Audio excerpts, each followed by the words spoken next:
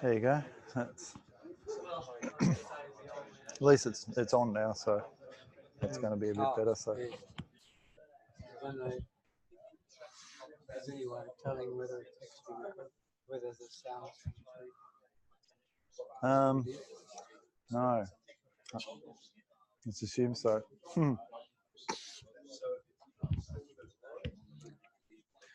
Actually, would you mind just when I get up and start talking, if you could just take a photo, just so that we've got it for our records. But hopefully, you should be able to just press it on, go like that, and then we should be right. Yeah. So yeah, basically so you won't need to go in with the password or anything.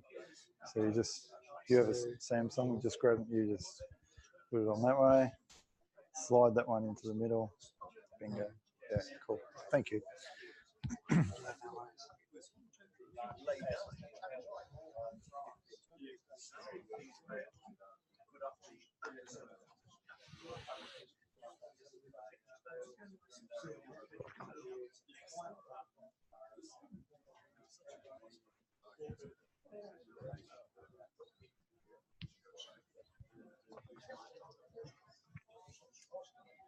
Oh. Actually, you should hear it over PA. All right. Oh, yes.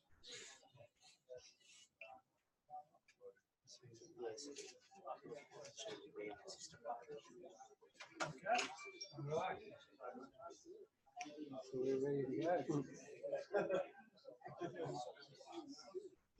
you want just when you start to talk or when you're... Yeah, once I start talking. Thanks. Warren jacket. Warren jacket. Warren jacket, Orange, Narapi. Welcome to Orange London Country. Firstly, I'd like to offer my respects to the Orange elders, past, present, and emerging, and to all the members of their mob as well. I'd also like to, if there's any people from other mobs around, welcome them tonight as well. And welcome everybody. Secondly, I'd like to thank Melbourne Uni and the Energy Transition Hub for offering us this space tonight. I'm Rob Gardner, and I help to organise these meetings along with Chris and Pete. Well, I haven't done any help.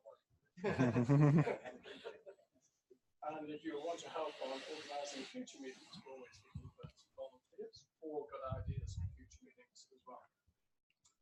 Are there any people new to Renew ATA tonight? Meetings? Everybody's been before? We have one new one. Which gives me an excuse to say that Renew is established in 1980. So we were the first of the major sustainability groups. We've now got over 6,800 members around Australia. 13 branches who run meetings like this each month or bi-monthly. Bi-monthly every 2 months. So we also do a lot of advocacy. We have a research body. If you're a member, then there's a free advisory service. We produce the 2 magazines, Renew and Sanctuary. And if you'd like to become a member, please talk to us afterwards. Tonight, we're very fortunate to have Andrew Bray with us. 2 reasons. One, that he's normally in Canberra. He's come down for us. Very good. And secondly, he is the expert on wind.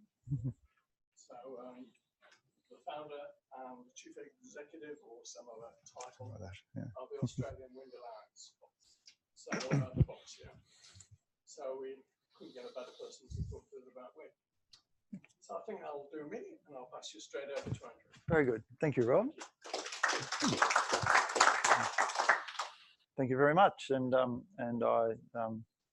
thank you for the welcome and for the opportunity to come and speak to a group who I still think of as ATA.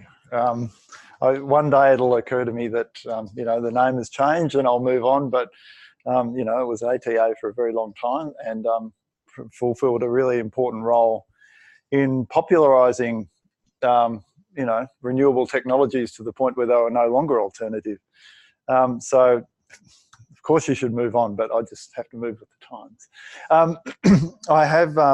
I do live near Canberra, but I got quite a pleasant surprise. Anyone who knows this building and well enough to go to the toilet in here will know that there are maps inside the toilets.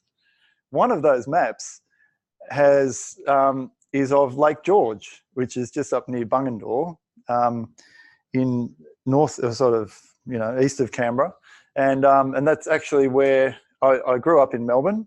I lived in Ballarat for a long time, and then 4 years ago we moved up to Lake George, and there's a silver wattle point on there. So next time you're in there, have a look for silver wattle point. That's where I was living. But now I live in Bungendore, the village. So surprising coincidence.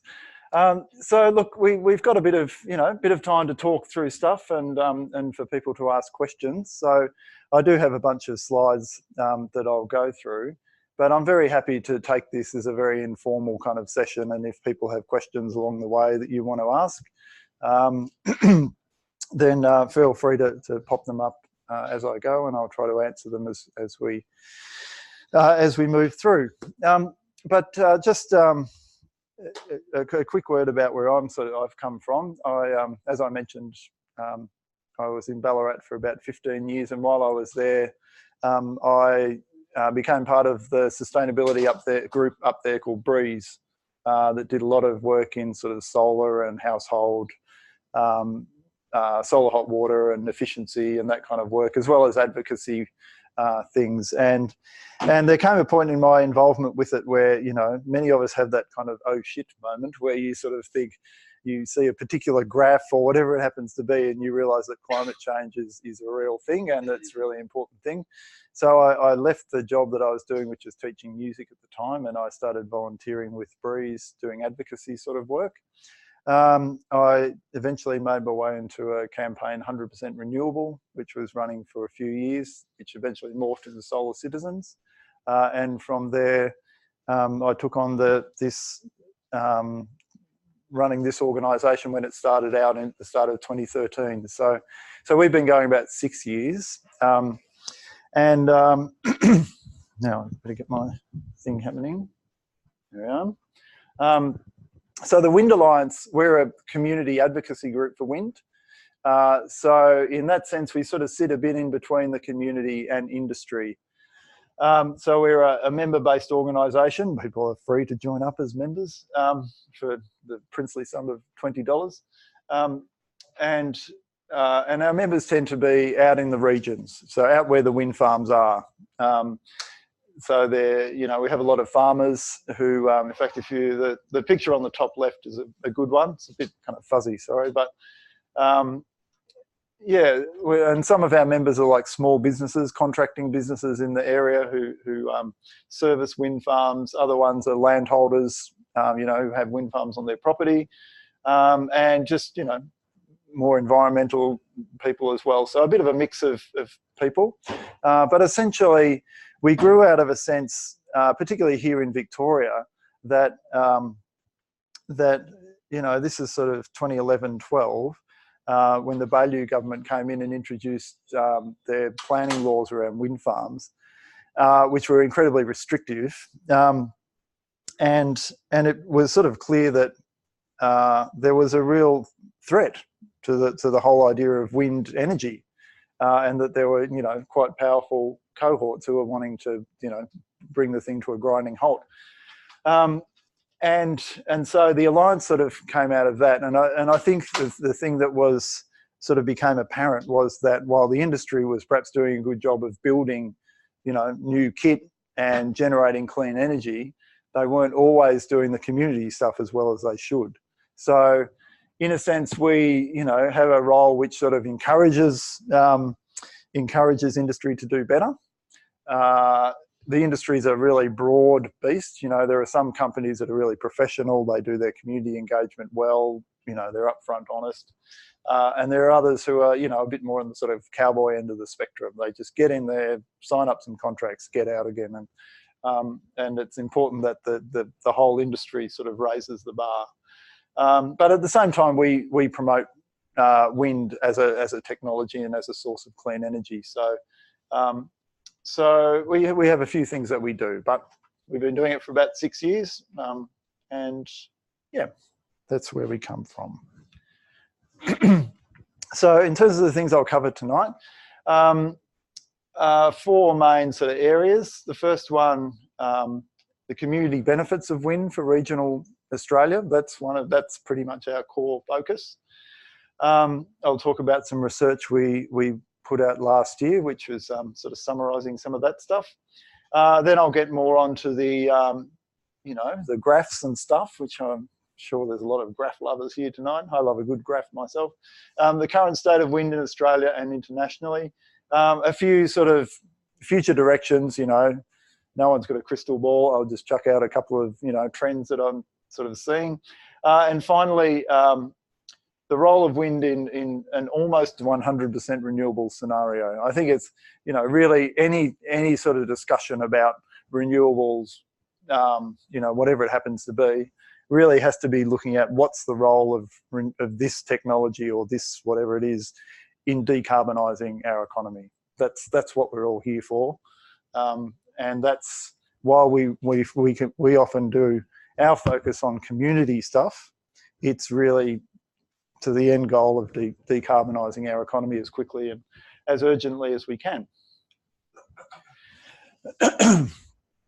So this rather delightful picture is of one of Australia's sort of newest wind farms. It's at Crookwell, which is just north of Goulburn in New South Wales. They're rather magnificent GE 3.6 megawatt turbines, 157 metres in the air to the top of the tip. That's on the farm of one of the people, my colleagues, Charlie Prell. He's a sheep farmer, and that's his place, which he still runs his sheep on. And it was just, he was first approached by a developer in 2001, and this commenced operation in the middle of last year, in 2018. So, you've got to have some patience in this business. But so that wind farm in total, I think, is about 98 megawatts from memory. But it's, part of a much larger wind fleet of 5,700 megawatts at the moment. Thanks to the good people from OpenNEM. I saw one of them wandering past behind you before. It gives you a quick snapshot of where wind fits into the overall supply of energy in Australia. Wind is the green line there, sort of through the top. It is, over the last 12 months, it produced 7.2% of total generation.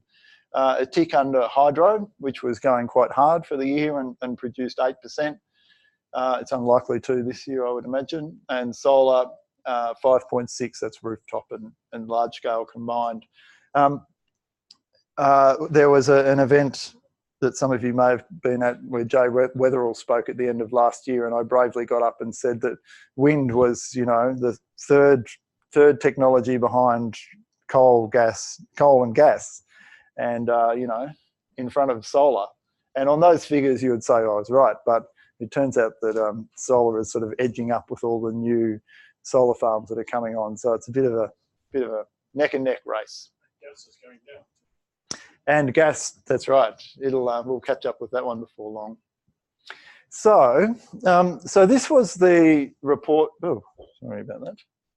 This was a report that we put out last year, and I brought a few copies here. So if people would like to take them home, you're very welcome to. And essentially, what we tried to do is just sort of show the place of wind in regional Australia. It's not just an energy source. It's not just new infrastructure. It actually it is distributed over a very large geographic area in the country, and it touches on many communities around the place. And I think that in that it's quite different from the centralised coal thing. Where you're either in the Hunter Valley or you're in the Latrobe Valley or whatever. Here, you know, wind is all over the place in the way that solar will eventually become. And we looked at the contributions that it made to local communities and the economy. And so if I can sort of take the right-hand side first, you know, the economic benefits are there in the doing business side of it, you know, the developing the project, the construction. The construction is really where the jobs and the activity sort of is delivered.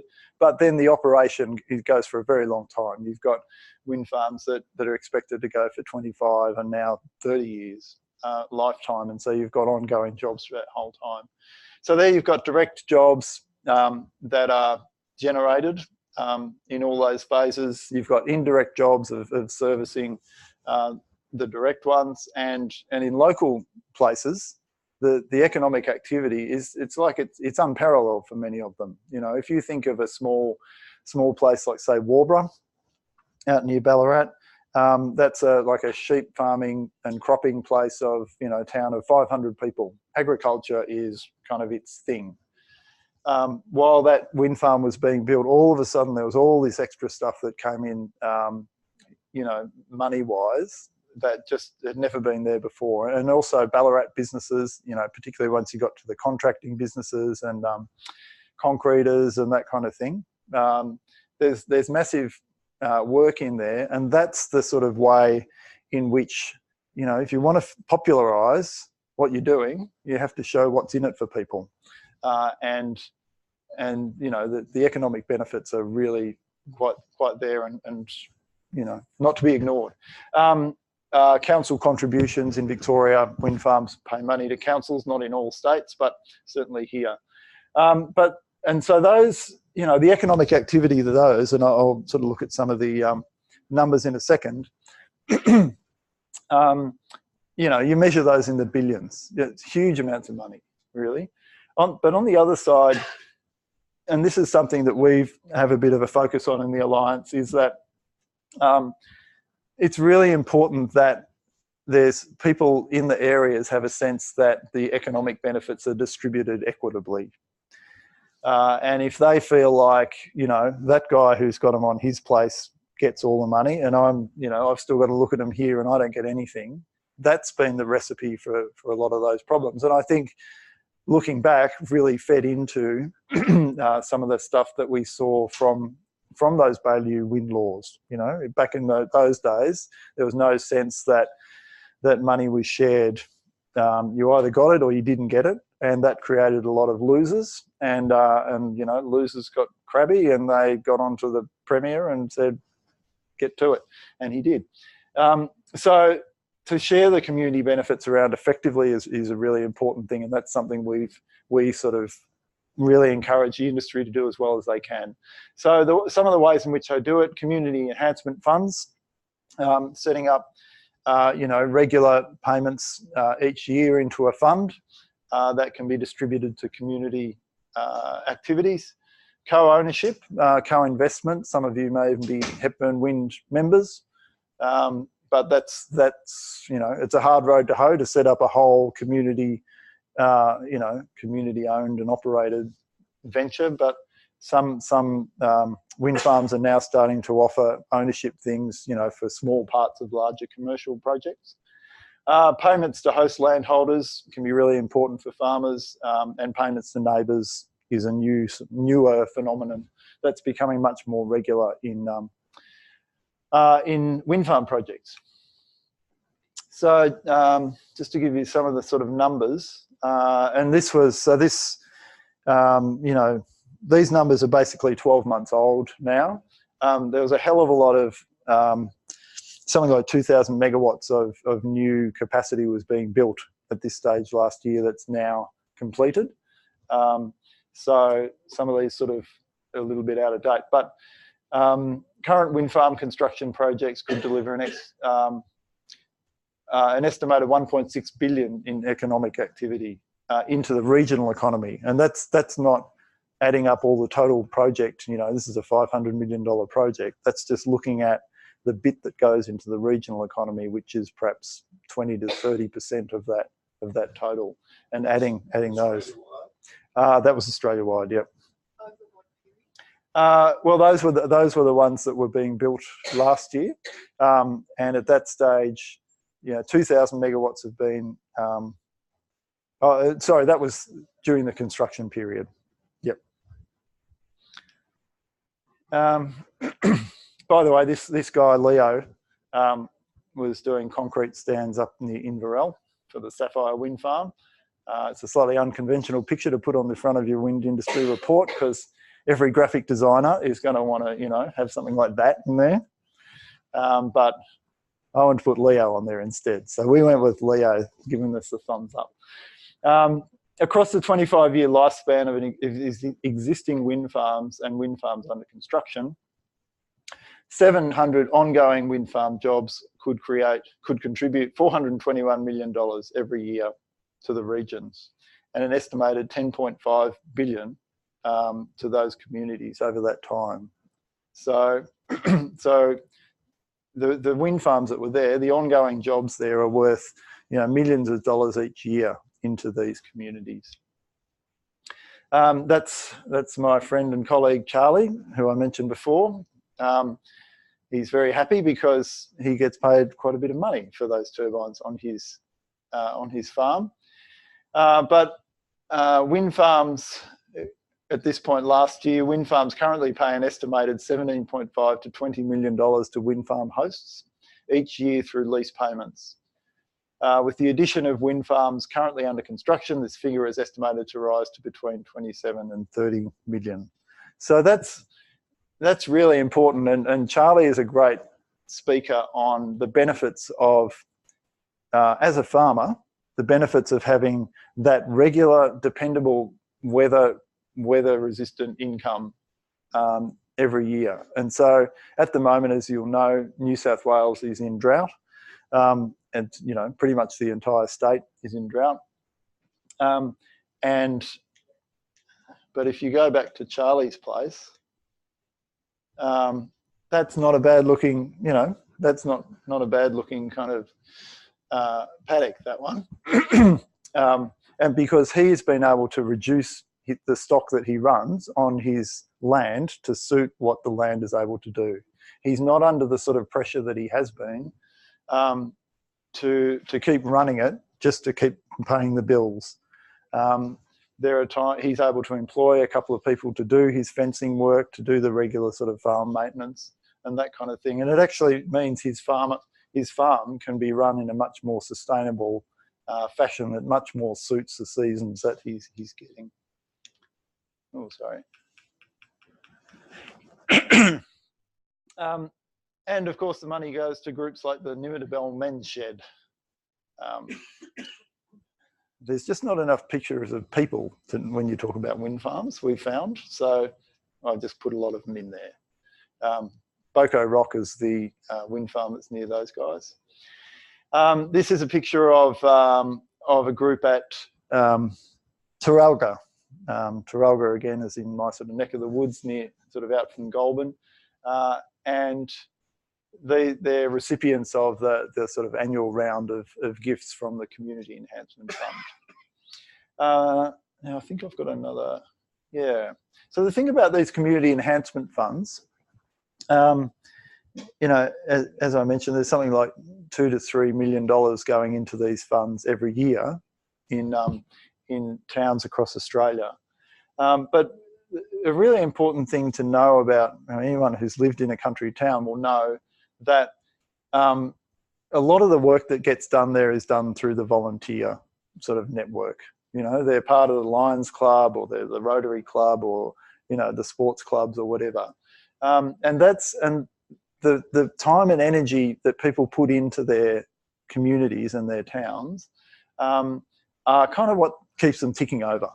And so one of the things that these community enhancement funds do is they sort of make the companies go to the community and say, well, what do you want to do here? And then the communities, in many of those, most of the funds are sort of basically community run, or at least they have community representation on them. And they say, well, the things that are important here are, fire, might be the fire brigade is a particularly important thing. And so the money will go towards there. And so it brings the company towards the community, and they have to take into account who the community is, and it sort of affirms what the communities are. And so when it comes to the idea of community engagement and bringing industry together with people, this stuff, it's on the dollar scale, it's sort of down the bottom, not a lot of dollars, but it's just a really important way of engaging. And as you can see, they cross a number of different types of things: community development, environmental stuff, educational stuff. And you know, if there's something that needs fixing or building, or you know, or getting off the ground, there's probably been one of these, you know, fund activities that could do it. This is actually a really interesting one. This guy Peter Coy is the landholder under the Salt Creek Wind Farm, which again is another new one. It's down near Mortlake in Western Victoria. And he also has similar machines on his place. But he's put aside, there's 15 turbines in Salt Creek, and he's put aside the income from one turbine to go to a scholarship, which he'll give out every year to a student, you know, promising student in the area, to go to Melbourne and basically pay their university costs. So yeah, and that's for him, like, you know, he's pretty sprightly 80-year-old, but he is 80 years old, and for him, he wanted to kind of give back to his area, and that's what he wanted to do. And that's right, he's done it. The company said, well, if you're going to do that, we'll chip in as well. So he puts in 15 grand from one of his, the company puts in 15, and you've got 30 grand for a quite a decent scholarship. Before you change the slide. Yes. Before you change the slide, is that a residence, that structure at the end of the pathway? That's his shearing shed. Ah, okay. Yeah. I was just going to say, there are people who say that the noise is quite intolerable. Yeah. It's actually not. I can't. Yeah. Yeah. Well, that's right. They do appear closer, but. Yeah. Yeah. Yeah. That's right. It's hundreds of meters away, but it's not kilometers, but it's hundreds of meters. Is that figure of 15 grand for a 3.6 megawatt turbine, is that a typical sort of figure for the landholder? Now this is a very interesting question, and you know, we did have an estimate up there of what we thought, and it's a pretty broad, thing, because they're commercial in confidence agreements, so we can't really give that number with any great surety, but I do, I did sort of, you know, check it with a few developers, and they said, oh, yeah. I mean, if anything, as you'll see, I have a slide later on about the size of turbines that are developing, but these ones are at the larger end, but the Salt Creek project's quite an old one, so they were probably negotiated quite a few years ago, so that may be a factor.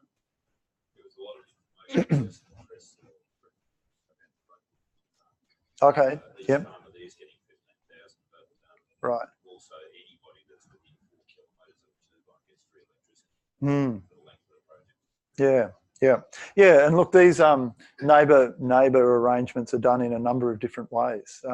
At Mortlake, which is being built at the moment, they have a sort of voucher for local businesses. So they'll give people within a certain radius these vouchers that they can spend on certain local businesses. So it keeps the money in the area. So.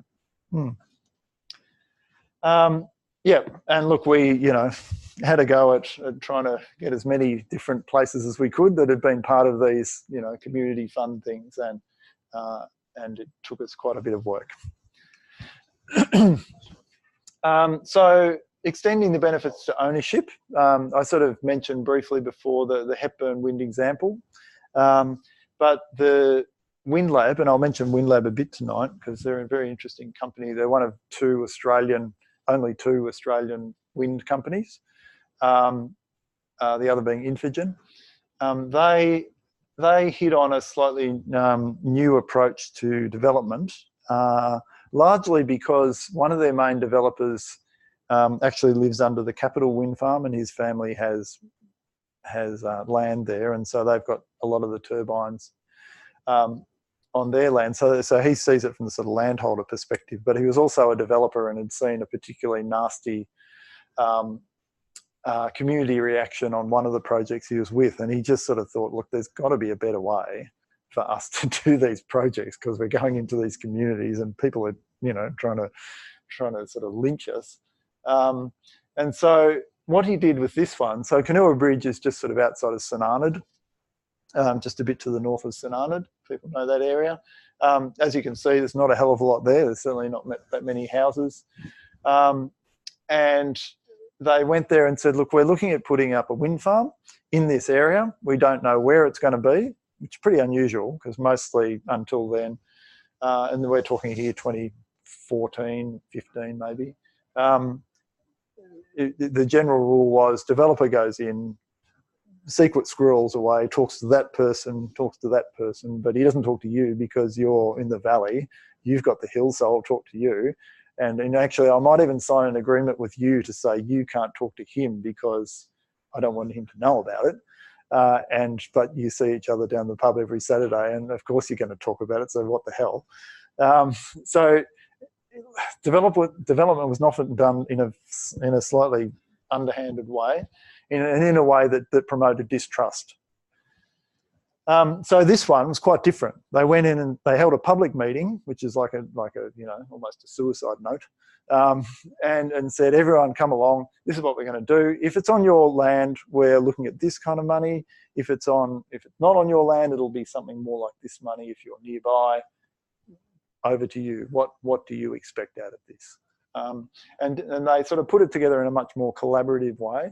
And out of that process came the idea that people wanted to own some of it. Because when you think about it, there's a huge equity investments, and an interesting sort of aspect of wind farms is if you build a new coal mine now, it wouldn't have hundreds or thousands of people working in it anymore. It would have dozens, maybe hundreds. But wind farms are similar in that they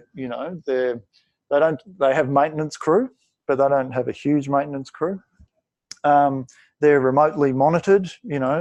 This is their Vestas turbines. And so they're going to be monitored from, say, Denmark. They might be monitored from there or from other operation centres around the world. And they're highly automated. They don't need a lot of upkeep. So it used to be you'd go to a place, put in an industry, you'd employ the town, and you'd all be hunky-dory and on the same page. But here, any modern infrastructure like this is not going to deliver the same jobs. So how do you take that capital you're putting into that area and get some of it to the community? So in this case, it's only a small project. It's only 6 turbines, but they gave 3 to 4% of the equity to landholders and neighbours and other people in the area for them to be shareholders in the company, and they could buy some. Actually, the total they've offered was 3 to 4%, but they probably gave 1 or 2%, and then the rest has been bought, sort of in addition. And so they flew through planning. There was one guy objected. He took the package. He took the money and the shares and said, "I'll object anyway." And they said, "That's cool. It's a free country, mate." They're like, "I feel like going, Bobcat. It's a free country, mate. You just do it." And then they had this thing up in like 3 years from the idea to the production, which is almost unheard of.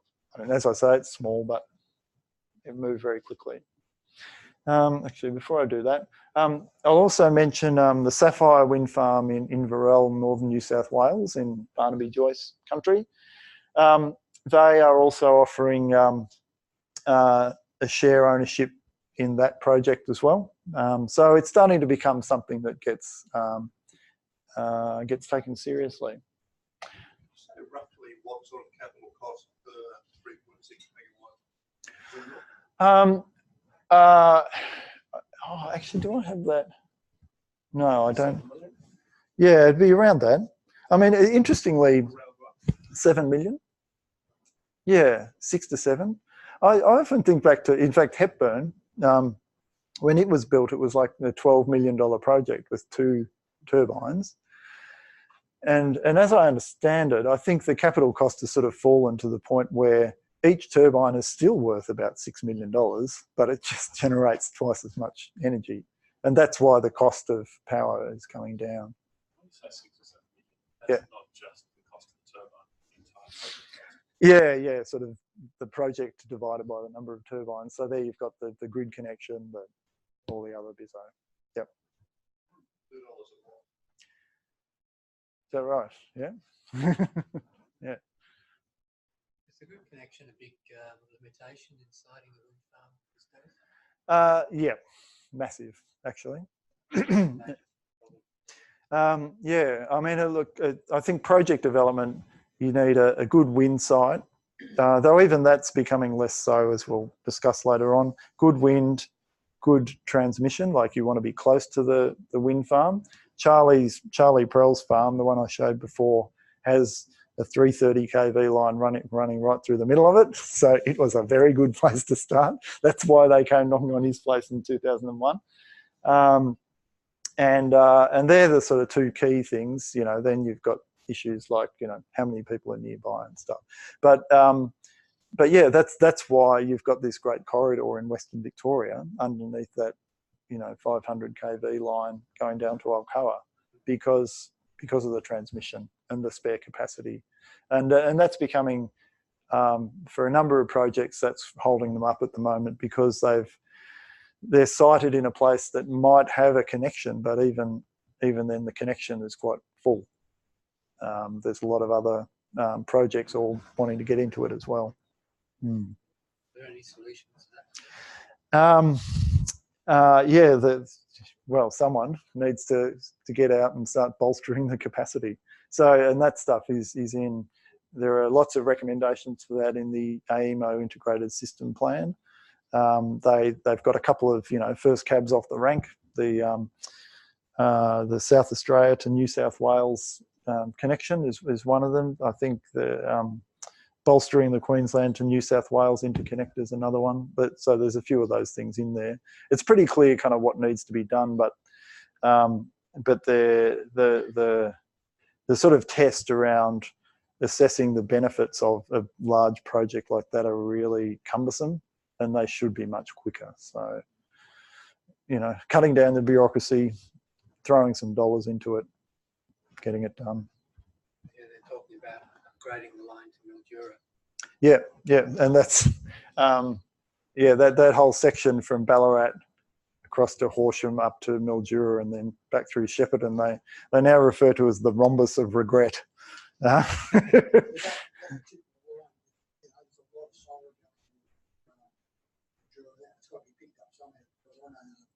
Terminal station sits out at Weedman, right? Just sits out in the middle of the paddock. It's just got a little switch open behind the middle of the normal. Yeah. Waiting for something to be able to connect into it. Yeah. Plus the upgrade between Weedman and where it's got to go to. Yeah, and that's yeah, there's that line. Well, I think there's quite a bit of momentum towards upgrading that one, and I think the Victorian government, because they cited some of their, you know, VRET projects up there, are looking quite strongly at it. So others will know better about the progress of it. But yeah. And those state interconnects are all going to be high voltage DC, though, aren't they? Those ones we're talking about.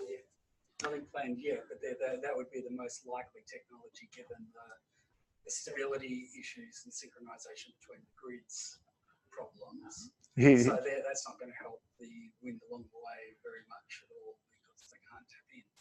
Right, because they're, yeah. Yeah, so that'll, actually we'll look at, I do have a clip out of the integrated system plan, so we can, and here I have to say you're getting to the limits of my knowledge on this stuff, so I'm not going to try and pretend I know the ins and outs down to that nitty gritty. So I'll move now from the community benefits to the current state of wind in Australia. There must be there's certainly in the 90s, there's like nearly 90 to 100 wind farms in Australia. There aren't 90 little blobs up there. For a start, we don't acknowledge that Western Australia exists. And a number of the other ones are sort of smallish ones. But you can sort of see roughly where they're. Well, I can do this, can't I? Can I? No, I can't. Yes. Oh, it's this one. There you go. That's nice. Yeah. So yeah, it's good. So essentially, you know, as far as wind goes, as we know, there's the roaring 40s. There aren't yet any wind farms, you know, apart from just these two up on the top of Tasmania. But the roaring 40s are the main wind feature in Australia. But beyond that, they come, you know, the wind comes up through the Bight, and essentially what you're looking at here is the Great Dividing Range. And that's where they tend to be clustered. And all of a sudden, Queensland's got one as well. Oh, damn, I knew there was one thing I hadn't done. There's a great chart here of the capacity factors of a lot of those different things, and the chart is not there. But without the chart, I don't know what to say, except that Kayata, sorry, not Kayata, Kanua Bridge that I mentioned before, that small one at St Arnaud, and it's the other wind lab project in Kayata, which is just sort of further out to the west, are both at the top of that and have capacity factors nearly 50%. So that's improved dramatically. yeah. I mean, they really are leaders. There's a few others in the 40s. Most of them are in the 30s, but they are improving all the time. And yeah. Previous graph when it had percent utilisation, that was not capacity, that was something different. Yeah, so actually I was up early one morning popping this together, and at that point, yeah, that was the utilisation at the time. So so those red ones there at the top of South Australia were basically going at full tilt. And actually the red one in New South Wales is the one just next to me, it's Woodlawn Wind Farm, was also going at full tilt. And yeah, I mean, essentially it's those measurements averaged over time that give you a capacity factor. If it was going at full tilt all year, you'd have a capacity factor of 90% plus. But sometimes it's going at 90, sometimes it's going at 20, you know, in terms of what it's producing. Usually you have wind in South Australia. Or 5, or no, or 0. You have wind along the South Australia, or you have wind along the East Coast. Yeah, I'll talk a little bit about, yeah, sort of correlation, but there are sort of patterns around it. South Australia and Victoria tend to be quite similar. If the wind's in South Australia, it's going to be in Victoria as well. The ones in Tassie blow a bit differently. The ones in New South Wales are a bit different again, and so is Queensland. So, yeah. Sorry, you had a question? You effectively answered the question. Ah. I was wondering what's, strictly speaking, the definition of the capacity factor. Yeah. So they don't have them. So just to sort of zero in on each state. South Australia still has the largest amount of wind in the state, 1,900 megawatts. It'll be overtaken by Victoria probably in the next year or two, certainly when Stockyard Hill goes up. But there's a couple of other large ones in Victoria being built now. So, but for now, South Australia is where it's at for wind. So where do you source these stats from? Aha. Did I? I think that one down the bottom. Yeah, it's a really good little site actually. Yeah. And it's they just basically suck in. It'll be the same stuff that Dylan sucks in for Open NEM. The AEMO puts out 5-minute transaction data, and they just accumulate it into this. So it's yeah, sure. Just comment, I've sort of lost the plot on utilisation. Okay. Is utilisation about how much wind is coming and hitting the blades? Was it about how much of that power is being generated through the grid? Yeah, so yeah, I mean, there's a few different terms, and they're sometimes used kind of interchangeably. So, for instance, availability is just the amount that it's, you know, mechanically available to catch the wind when it comes in. And most service contracts will say you've got to have the wind farm 95% available. You can't have turbines out of action for too long. Utilisation, yeah, I mean, that's the terminology they use there, isn't it? And essentially that is, so the big red dot at the top of the South Australian group is Hornsdale, one of the Hornsdale ones. So it's like 100 megawatts. And it is currently producing somewhere north of 90 megawatts. So that means at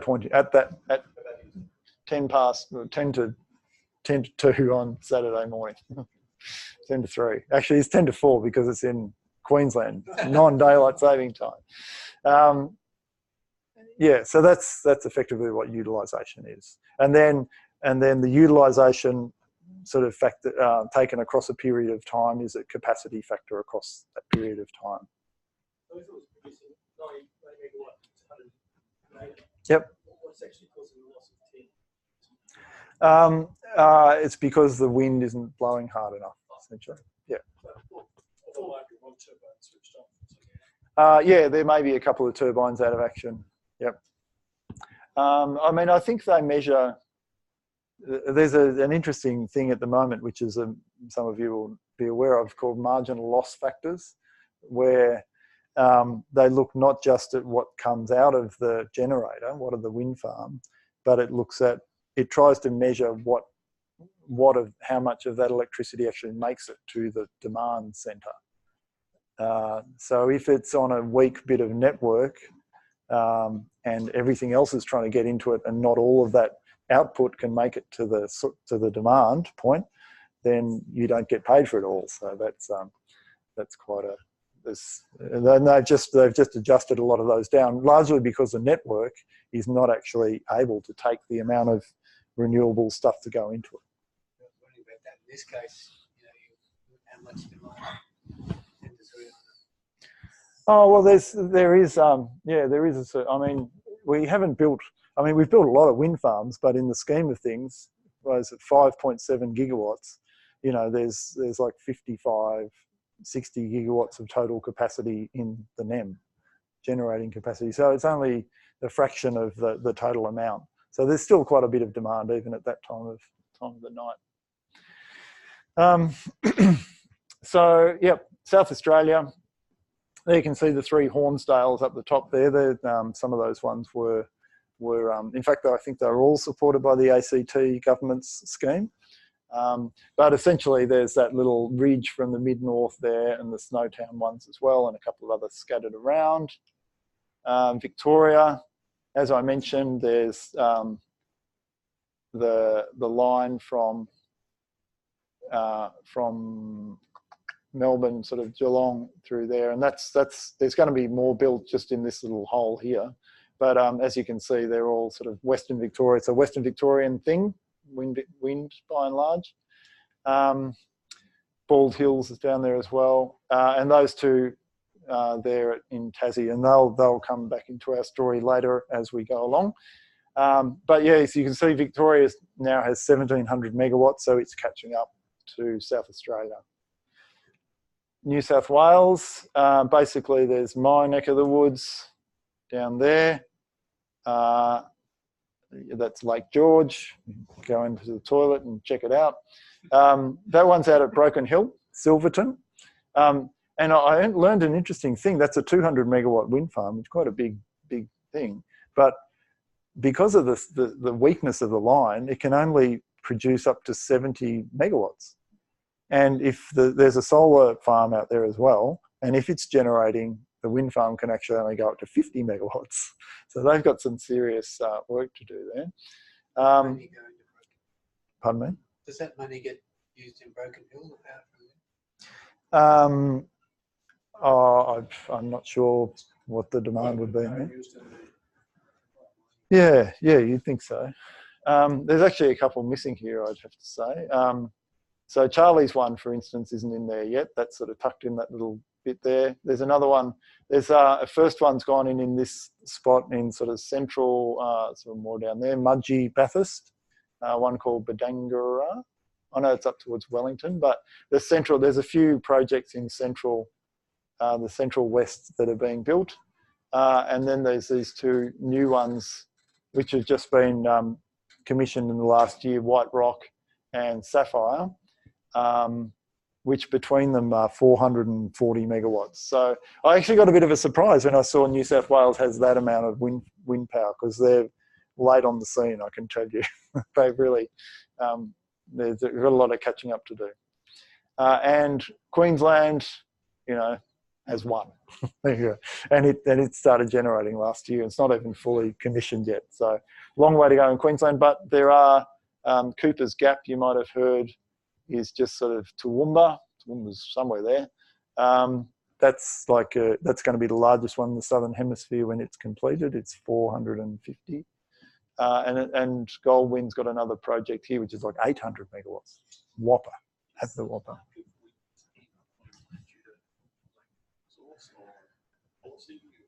I think for a long time it was to do with the lack of wind resource. It was simply better in South Australia, and then it was not bad in Tassie, and it was not bad in Victoria, and then it was still okay in New South Wales. But the development of the machines has meant that so probably the highest wind spots in Australia, with the exception of Tassie, have been taken up with wind farms. And so they've got, in general, because they're older ones, they got in there first, they've got smaller machines.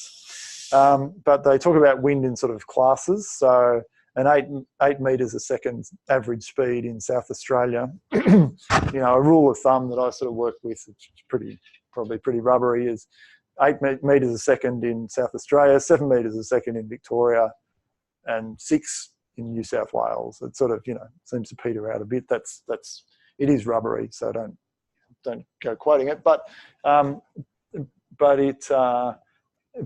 sort of accord to different classes of different wind classes. So the high wind ones are class A or class 1. The medium winds, class 2, less good, class 3. But now what's happening is that the early machines really needed the class 1, the strength of that resource.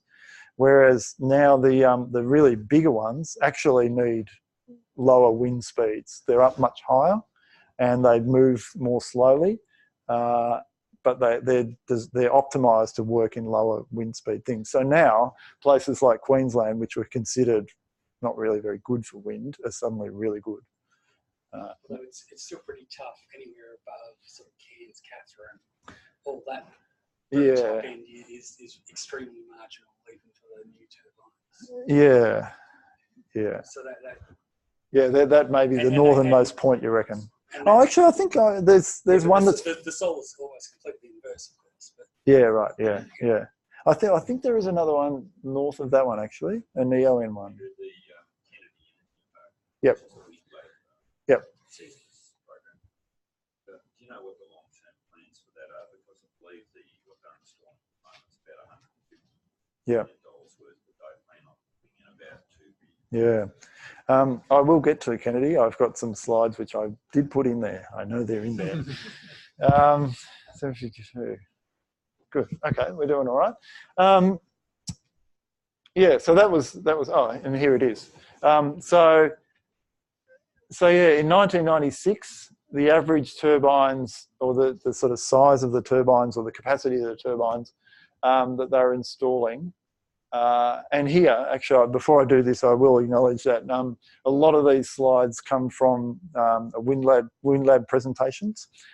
These are ones that were given by Nathan Stegel, who's their chief something officer, at a recent conference at ANU, and I have the URL for that one, which has all the presentations, and it's an absolute corker of a page.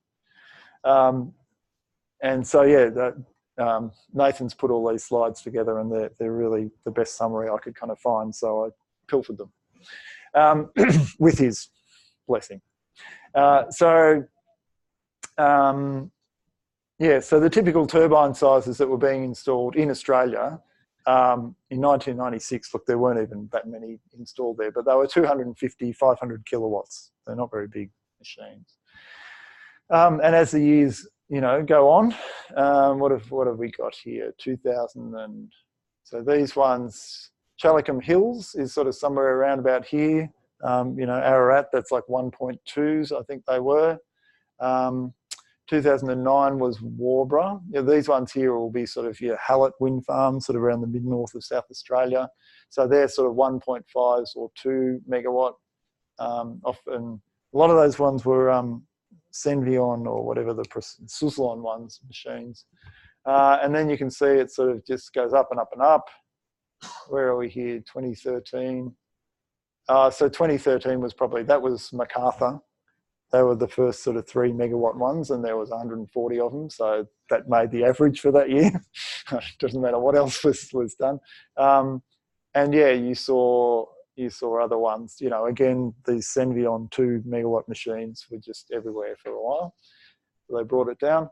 There was a big break there where Tony Abbott went to war on the RET. No one built anything.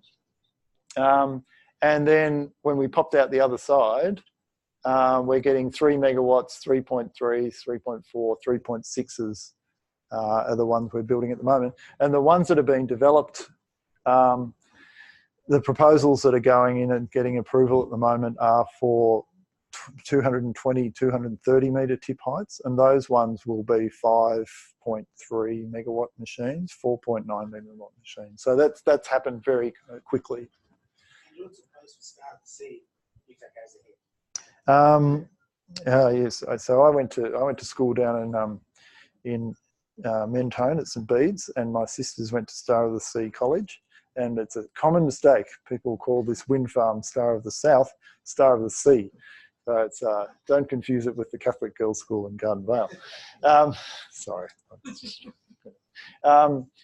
That one, what's the prospects of that one? I will actually. What's the turbine size? Oh, turbine size. No, I don't think they've even got there yet. Okay. Yeah. I mentioned, I'll have a glance at offshore later on, but what are the size? Actually, I think there's some sizes on the slide, which I don't have them off the top of my head. So yes, Australia is of course only a small part of the whole picture because globally, wind has really done some amazing things. So where are we? In 2000, is that right? 2000. Yeah. So they installed 6.5 gigawatts. So, roughly what Australia's done in all of its time in a year. And then by the time you get to the end of the decade, 2009, 2010, they're installing nearly 40 gigawatts every year across the world. And then a bit of a drop off, but then there's this extraordinary year in 2015 where there's 63 gigawatts of wind was installed across the year across the world in 1 year. So it's flattened off a little bit, but it's still 54, 52 thousand megawatts of capacity. And a lot of that is, of course, as with all these things, is China. So it's a massive industry indeed, and it's making kind of quite big inroads. And that is, of course, because of the reduction in the price. And this one, sorry, these numbers are not quite hard to read. I can't read them. I don't know if you can, but it starts off at around about, what's that, a midline of about 130, say, in 2009, and has a fairly sharp drop. But then you've got this sort of incremental drop. It's a much more gradual drop than, say, the drop in the price of solar, which was much more sort of precipitous. But it got in early, so a lot of the early renewable energy capacity additions were in wind because they were the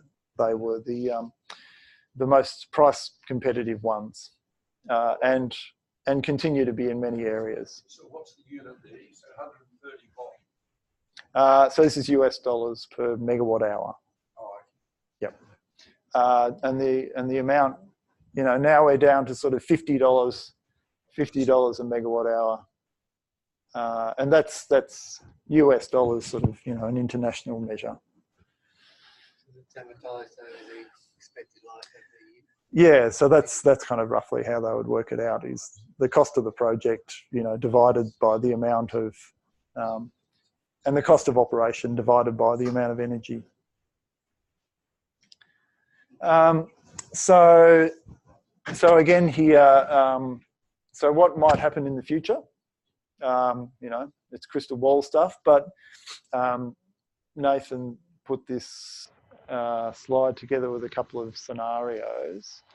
And interestingly, the world, so this is a global wind. The world is around about 7% of its energy from wind as well, so we're around about on the, I would have thought we were a bit higher than the world average, but apparently we're not.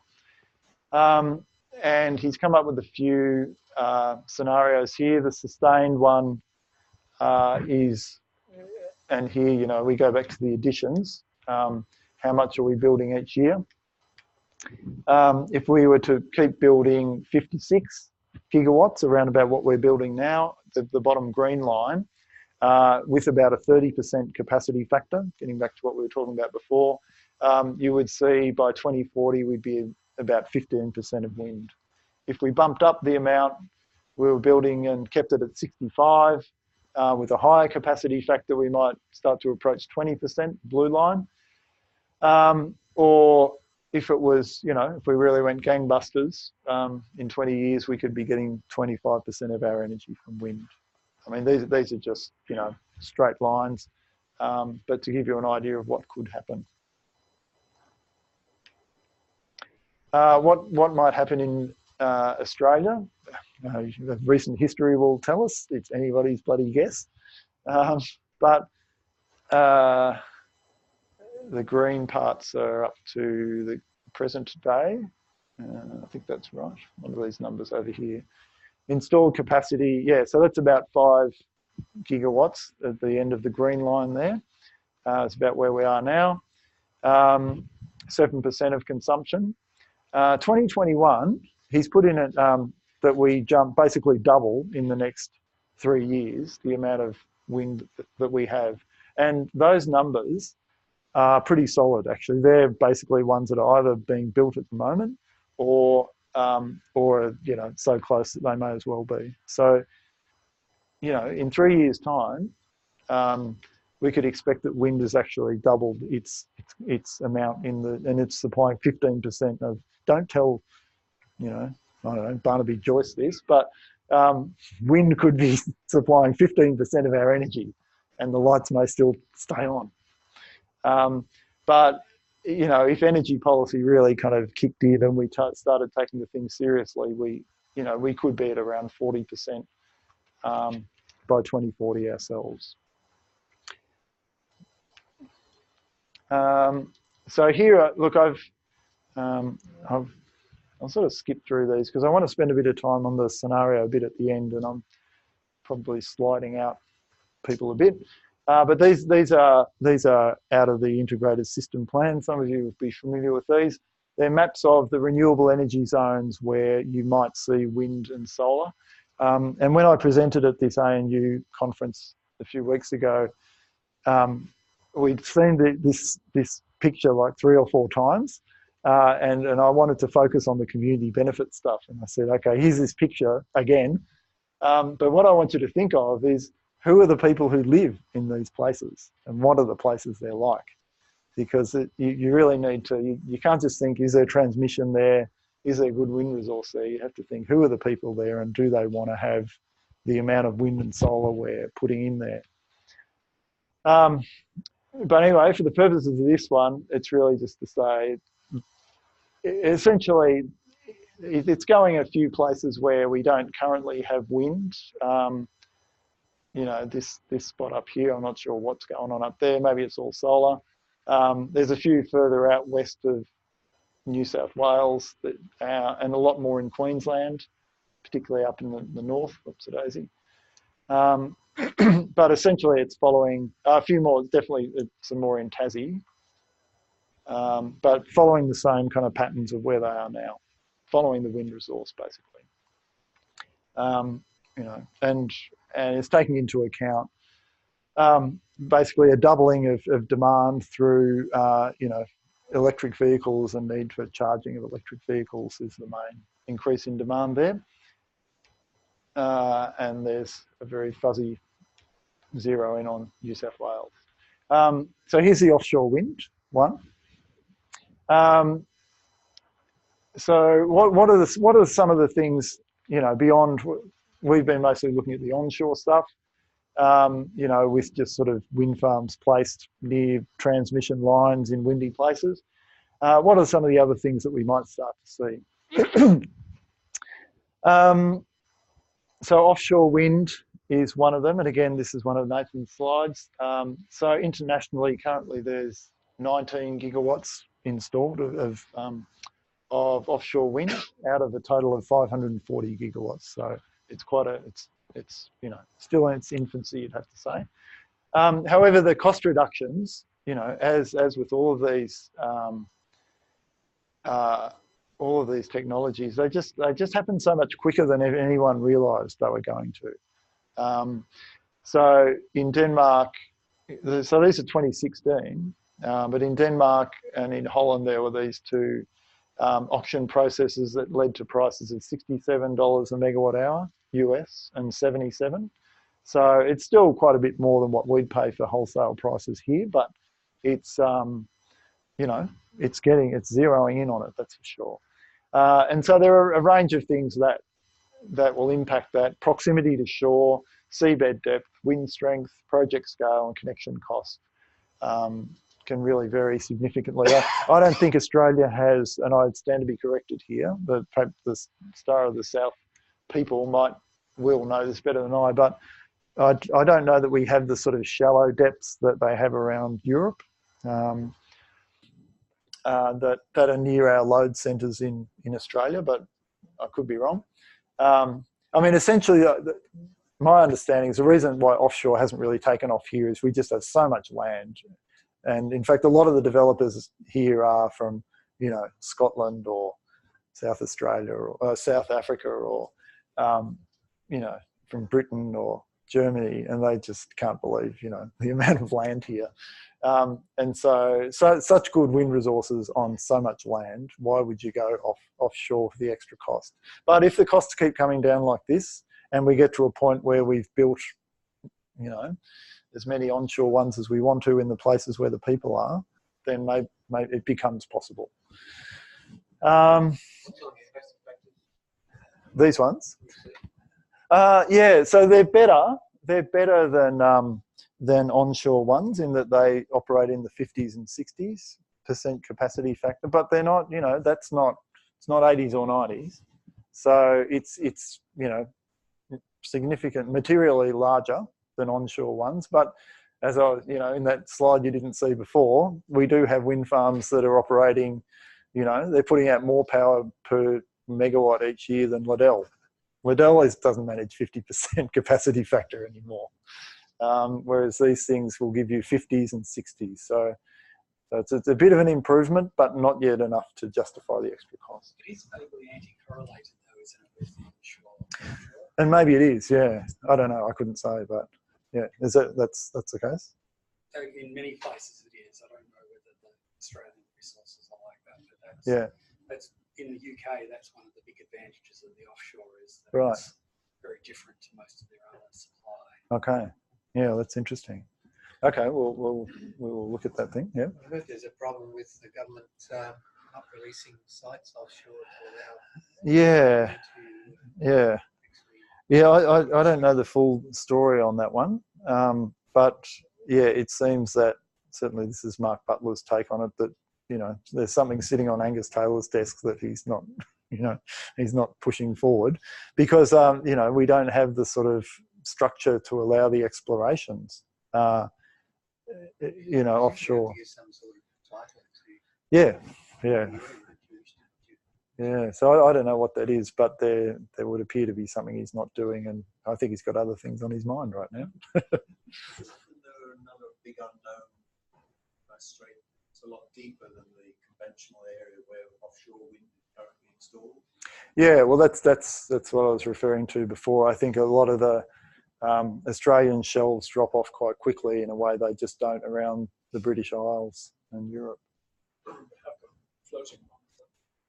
Yes, they do, and it may be that, you know, if you can put a gas, you know, a gas platform out in the middle of Bass Strait, where you can put a wind farm out there too, on the same, using the same stuff. Pardon me. So Kennedy, you were asking about Kennedy. So again, drawing heavily from the WindLab examples, the project itself.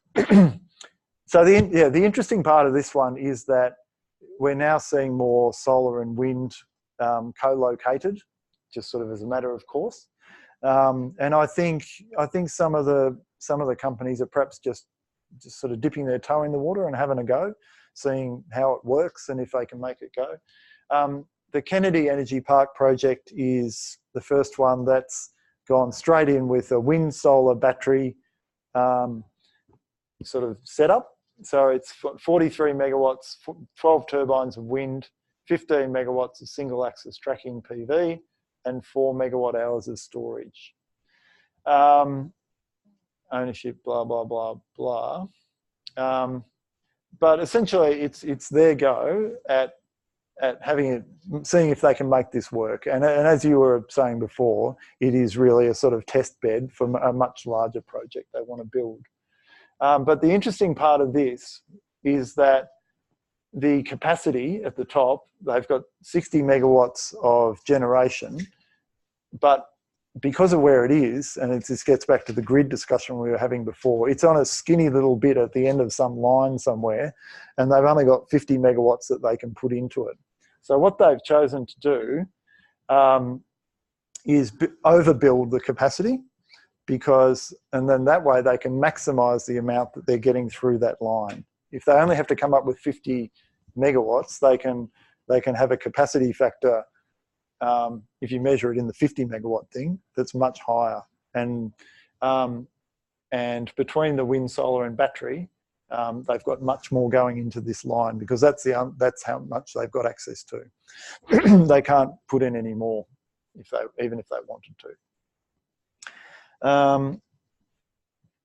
And this is the interesting part, I reckon, is that if you look at the amount of megawatts they can produce during the day, and this is sort of an average day, you can see the solar hump in the day, in the daylight hours, and the wind goes around it. And essentially, in the nighttime hours, when the sun isn't shining, the wind is blowing, you know, big time. And then when the sun comes out, the wind sort of backs off a bit.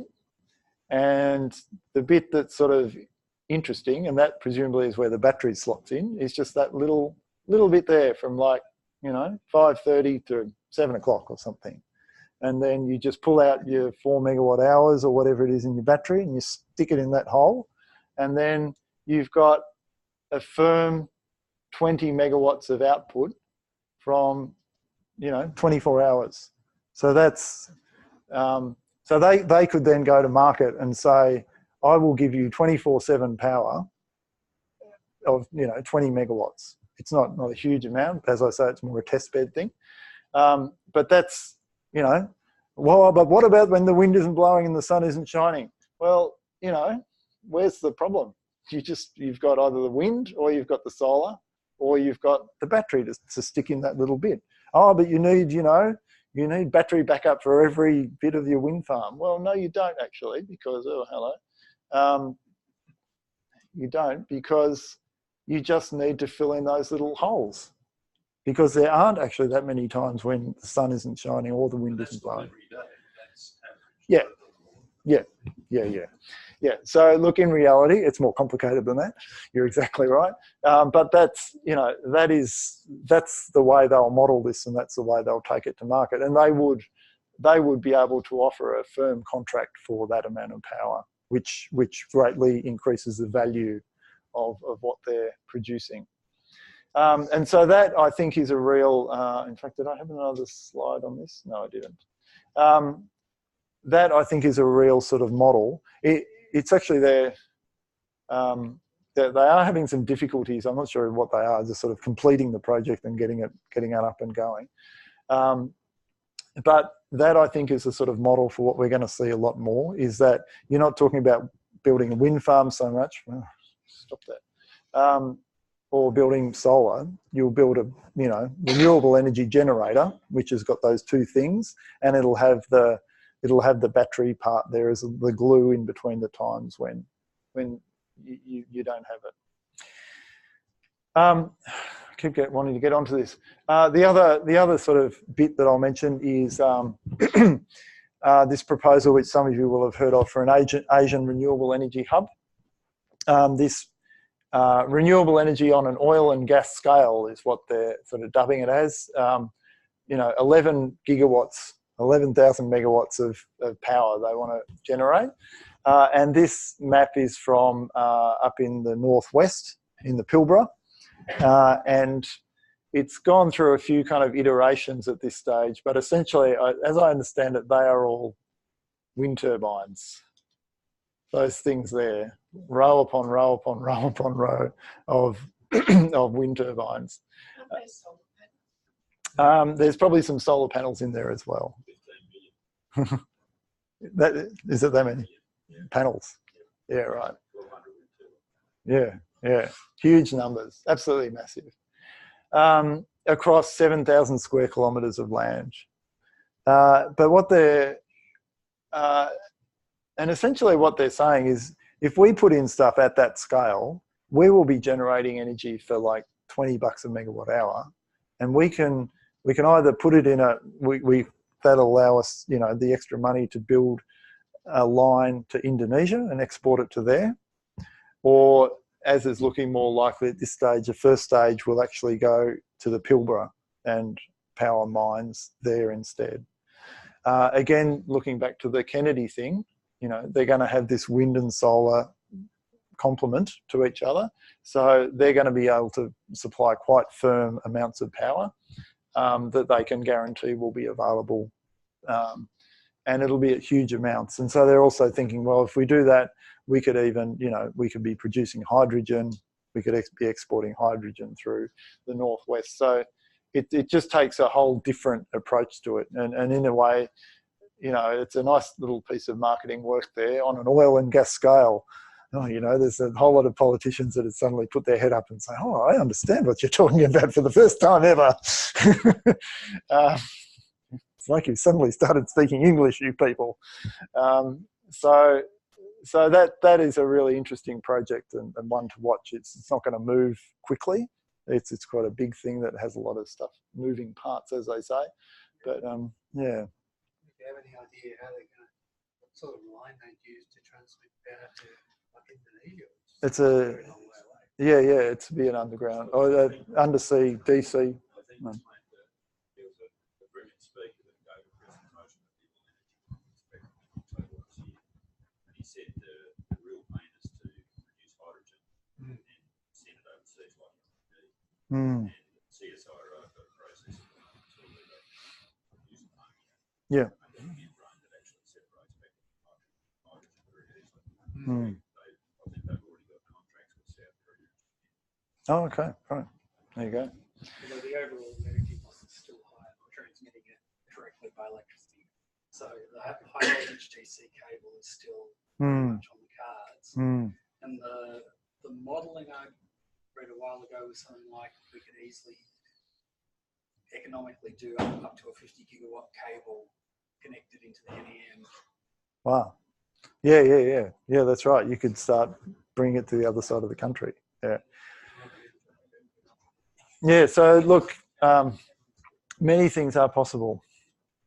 Just a question. Yes. Is there an issue in having the wind turbines close together? Like there must be some sort of distance. Yeah. Because you basically stir up the air with the first one, so you've got to settle down before you get to the next one. Yeah, there is. I mean, that makes them look like they're close together, but that's quite a large piece of area.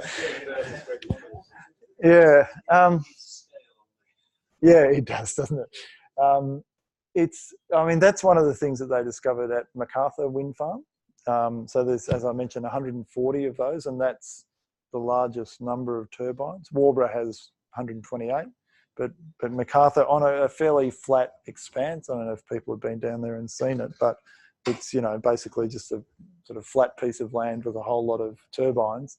And they actually, it's not performing. If I had that capacity factor chart, you would see MacArthur quite a long way down the, you know, back of the field, because it isn't performing that well for those reasons. And I think they'd underestimated the extent to which that sort of wake effect, if you like, or bank effect sort of is happening. So you're right. But I would assume for something like this, yeah, I mean, that's also a Vestas project, so they would have learned a lesson, I think. Yeah.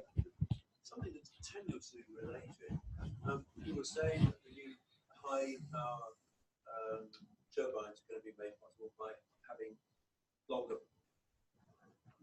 blades, yeah, higher overall height. Yeah. Which means there's going to be a greater difference between the wind that's hitting the top of the blades at the top of the turn as opposed to the wind at the bottom. Yeah, right. Does this create huge problems for the designers in terms of its stability being set up?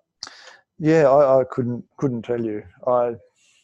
My sort of take on those things is there's some pretty clever people doing them, and they would be sorting those out. I mean, so the rotor sizes they have now are sort of 140 meters, you know, diameter. So, you know, if that is an issue, I'm sure they're already finding it. Yeah, but look, yeah, the newer projects are operating pretty impressively. So if it is an issue, I assume they've sorted it.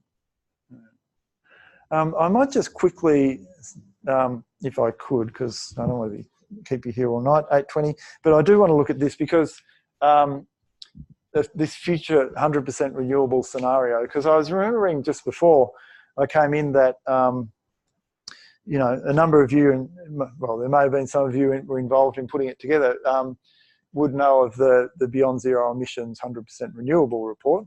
Were there any sort of, you know, engineers here who were part of it? There you go, Rob. And the rule of thumb for that one was 60% solar thermal, 40% wind will smash it. So that'd be like 10 years ago, wouldn't it? And solar thermal hasn't quite lived up to what we were hoping at the time. But wind kind of has come through, actually. And so this is another, but since then, I mean, it's, you know, that report was sort of seminal in that everyone sort of realized, wow, you can start doing this. It was a really important document. And this is one of just, you know, a whole bunch of 100% renewable scenarios that have been put out. And it's a really interesting one that I thought I'd kind of end with. But again, you know, we're here because we want to decarbonise the economy. So let's have a look at how we might do it. So this one here, oh, now did I have there it is, the URL down the bottom. That has the presentations from that ANU conference that this was presented at. And this is by one of their technology guys, Dr. David Osmond. The importance of Queensland and Tasmania in a mostly renewable NEM.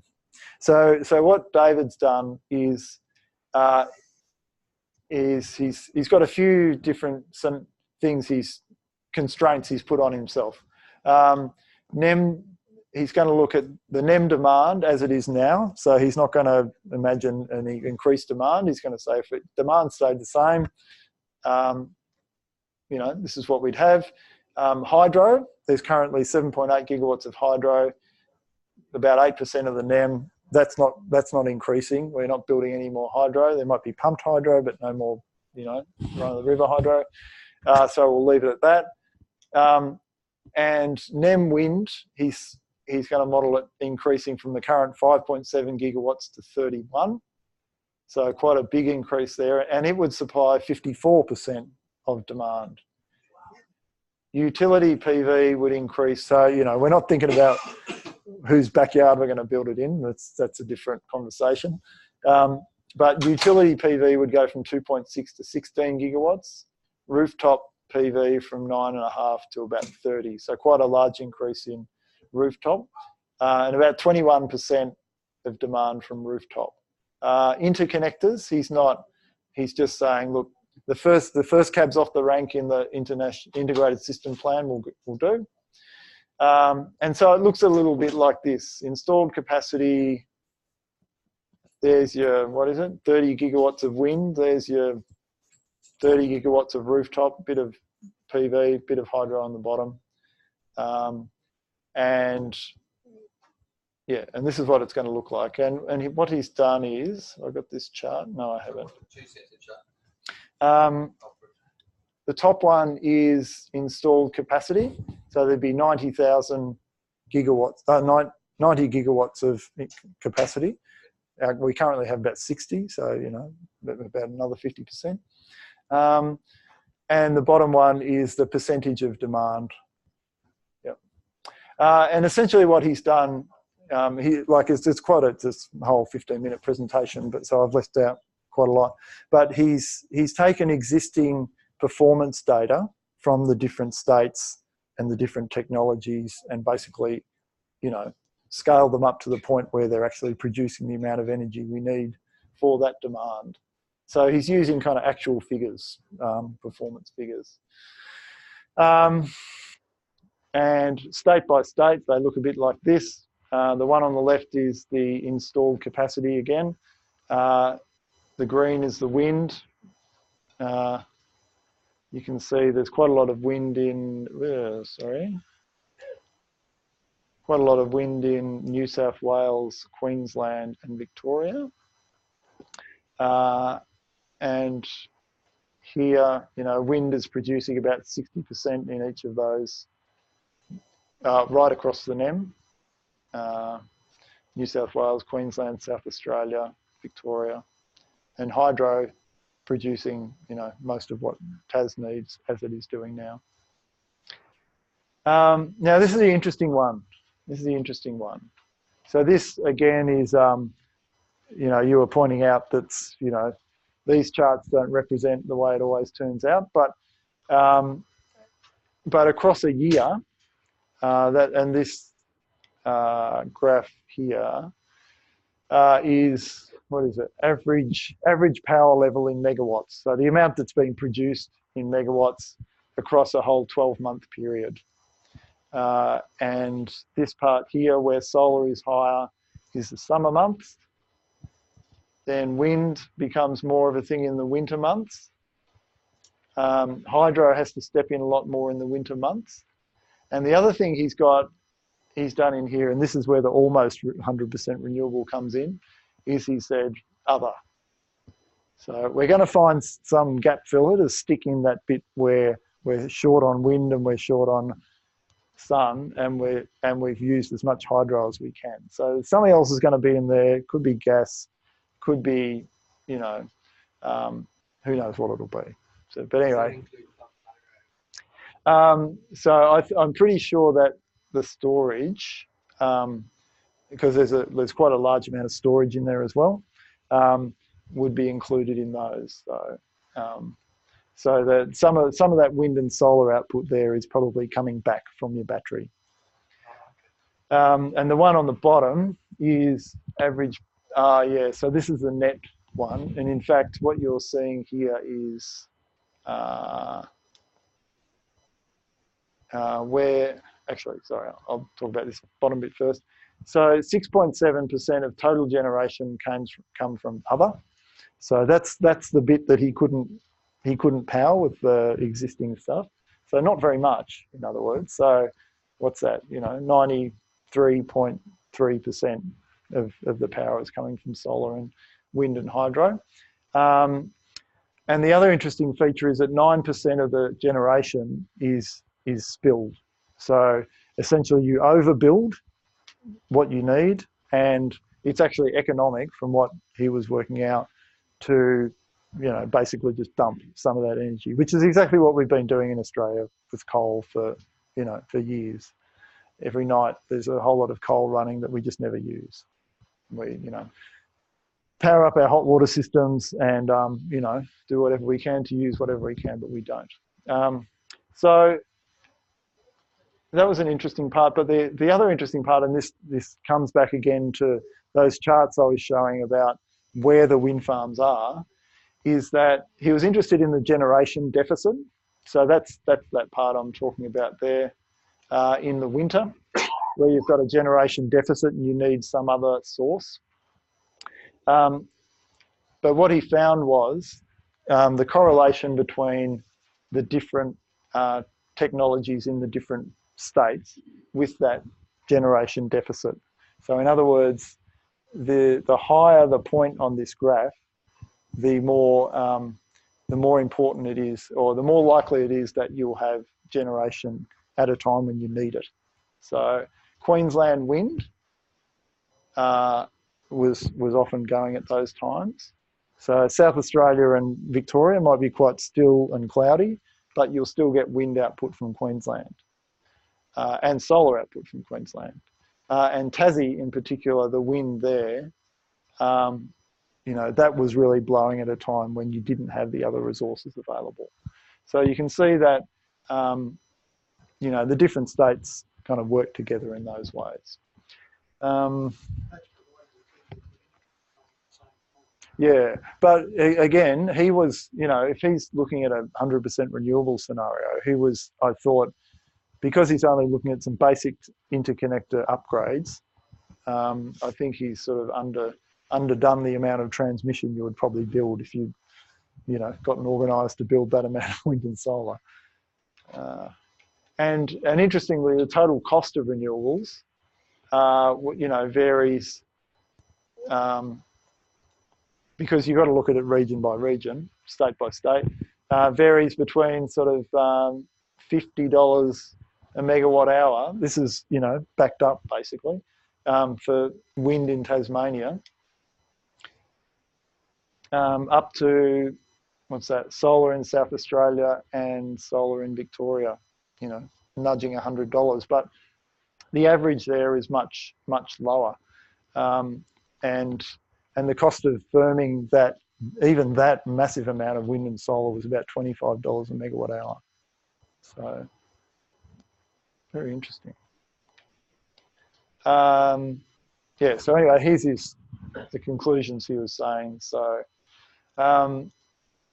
yeah, interestingly, so with a scenario of 54% wind, 43% solar and 8% existing hydro, and 26 gigawatts of storage, which he was saying some of it will come from pumped hydro, a lot will come from batteries, but probably even more will come from electric vehicles. That he indicated that 93% of the time you could get generation from there. You'd need 7% of extra generation from other. You could spill, almost 10% of it. You'd lose 3% in storage efficiency, so the amount you're pumping water uphill or charging a battery. And the more you overbuild the supply, the more you can do it. So look, it's a sort of thought experiment really, but it just gives you a sense of what could be possible, and that actually wind and solar and storage would be enough to get us most of the way there. So I think that's the bit I'm going to end on. Almost. Now, are you a big fan? This is what I want to know. And how much of a big fan are you? See, you could be wearing one of these shirts and just dad joking your way through your day. So look, they're great shirts. They're attractive. They have the Australian Wind Alliance logo on the back. For a mere $30, you could walk away with one tonight. I have a range of sizes, and I carried them all the way down from Canberra. And if I didn't have to carry them back, that'd be awesome. But there's also stickers, and they're for free. So take those ones. I've got copies of the report that I was talking about before that you can take away. And if you want to be on our mailing list or even become a member, then pop your details down on the sheet. So that, I think, is all I have to say.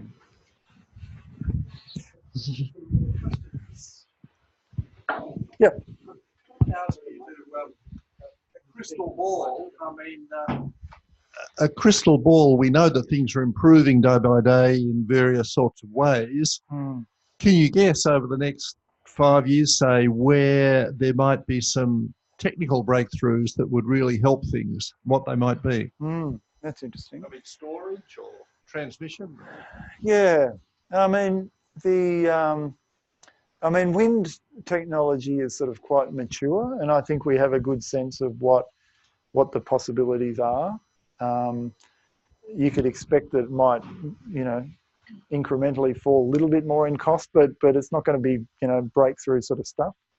I wonder actually if it's going to be the things that we haven't investigated that much. So efficiency, there's so much that we should be doing and just aren't.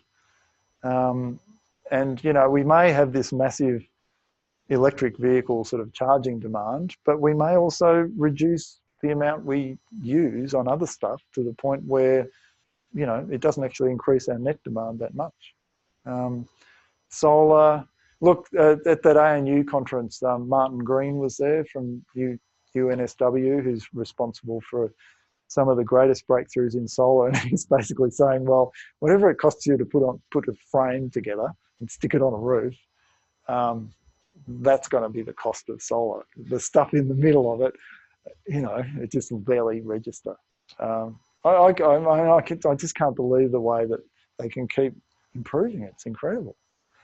It's probably the best I could do, I think. Anybody else?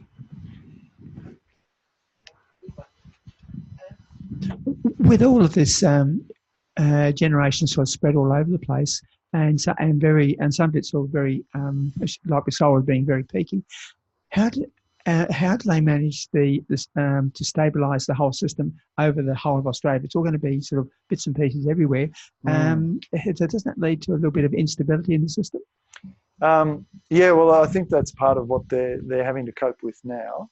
I mean, there's a whole lot of aspects to it, and I'm sure there's people here who know much more about it than I. But there are, there's issues like system strength is one of the main issues that they have, and I don't quite understand it, but at least the part I do understand is that you're not able to get the same without the inertia from the which we've gotten from thermal generators mostly until now.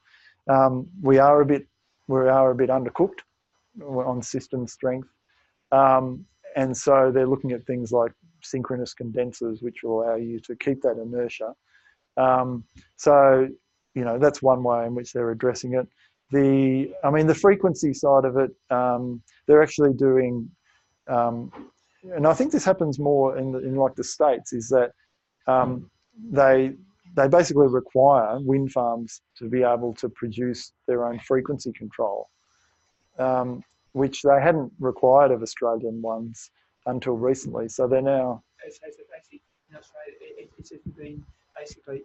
So in Australia, they've just been hooking the generators up to the grid and using the grid for frequency stabilisation. So you just run a bit faster and you put the energy in. Yes. But it's saying that they may be looking at some sort of smart way of actually synchronising everything together, and so they have to be within very small tolerances. Or each machine in the whole system has been very close tolerances. Yeah. And in Canada, that is a requirement. Yeah, and I think batteries will assist them to do that. Yeah. Yes. I guess the other thing that wasn't in the combined scenario, is probably hydrogen. I mean, we're low uptakers of hydrogen. Maybe it'll come like Toyota just announced their Fisherman's Bend plant. Yeah. The other thing might be too the recycle.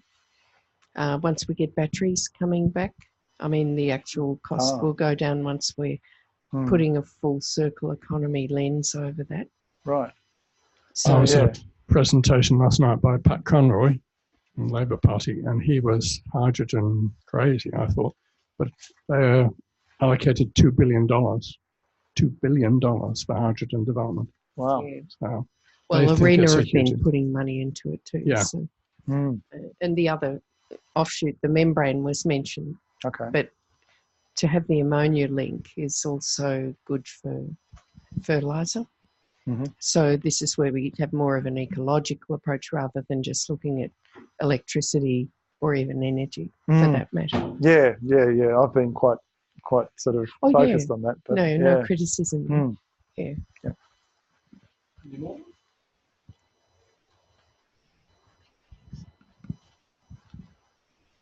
I can't resist the temptation to lower the tone after all these nice, intelligent questions. At the very beginning of your presentation, I have two of them, by the way, warning. At the beginning of your presentation, you mentioned that you were teaching music. Oh, yeah.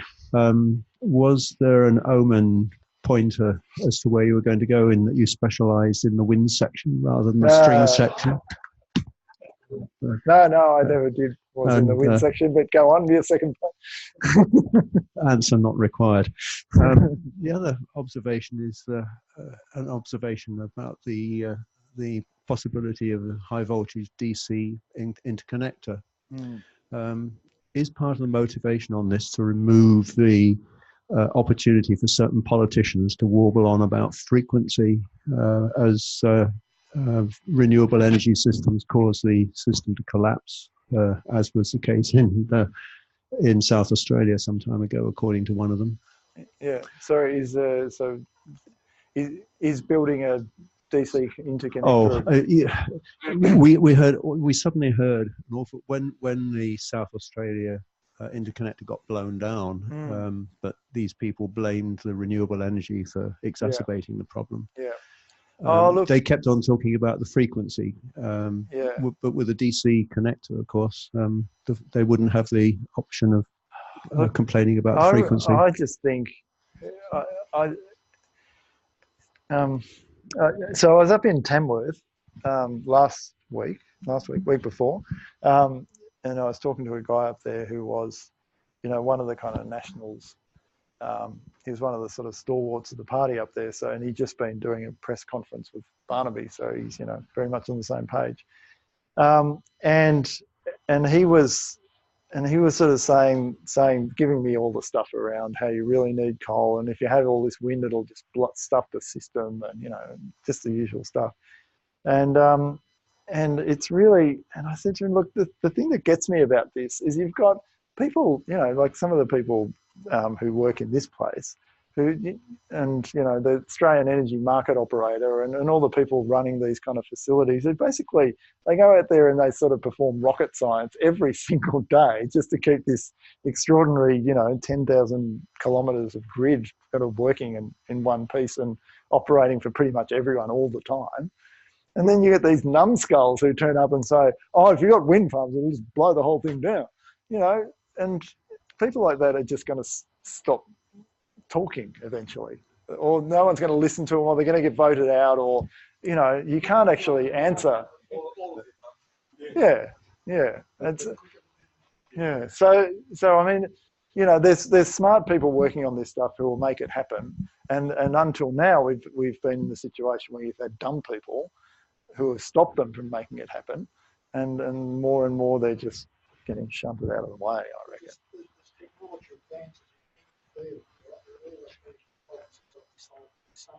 Yeah. We know there's a problem there.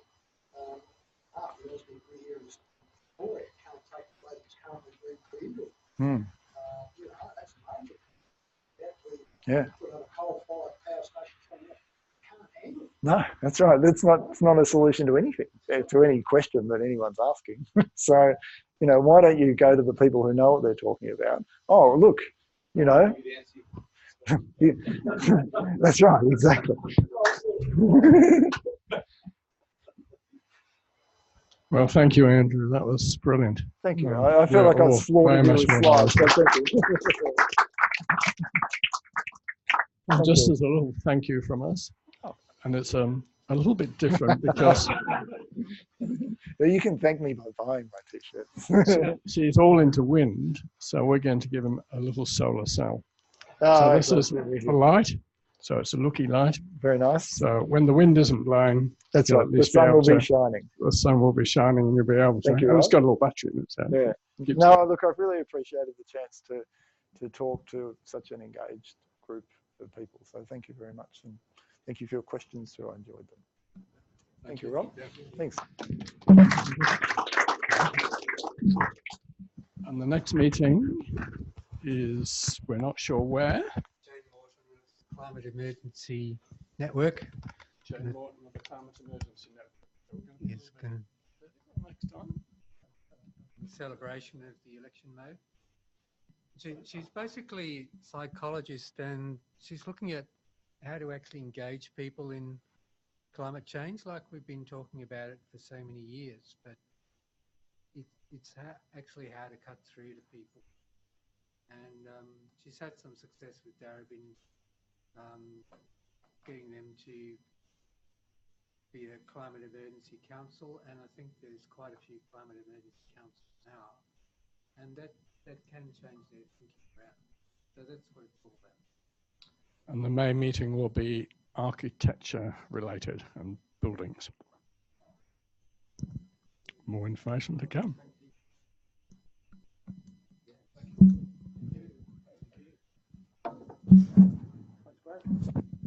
And thank you, Morty.